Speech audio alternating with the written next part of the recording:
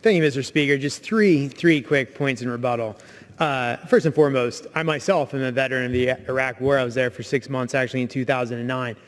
And if we would just pass the Health Care for Burn Pit Veterans Act that the Senate passed by unanimous consent, we could pass that, put it on the president's desk at the end of this week. There's nothing standing in our way except the Democratic Party on this.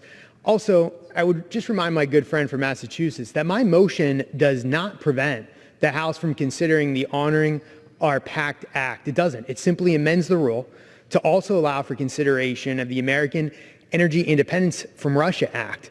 And I'm sure everyone on the other side of the aisle would agree that lowering gas and heating prices for all American families and ending our dependence on Russian oil is of the utmost importance. In fact, I just got an alert that a gentleman from my colleague's State General Assembly just put forward a bill on the floor of the General Assembly of Massachusetts to stop the importation of Russian oil. 60% of the natural gas our country imports actually goes to Massachusetts.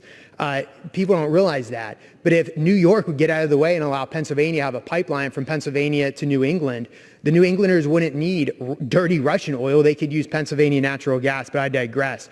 We can and should find the time this week to add the American Energy Independence Act to our agenda. And lastly, ad nauseum, I've heard bill after bill after bill from the leftists across the other side of the aisle on electric vehicles. And yet again, I'm reminded that the Republicans, we are the real party of science, because if you look at the actual science, an electric car will generate just 23% fewer greenhouse gas emissions than a gasoline-powered car. In fact, if you were to take every gas-powered car on the face of the planet and get rid of it, it would only mean a mere 1.8% decline in total emissions. This is fake science. We have alchemy and chemistry.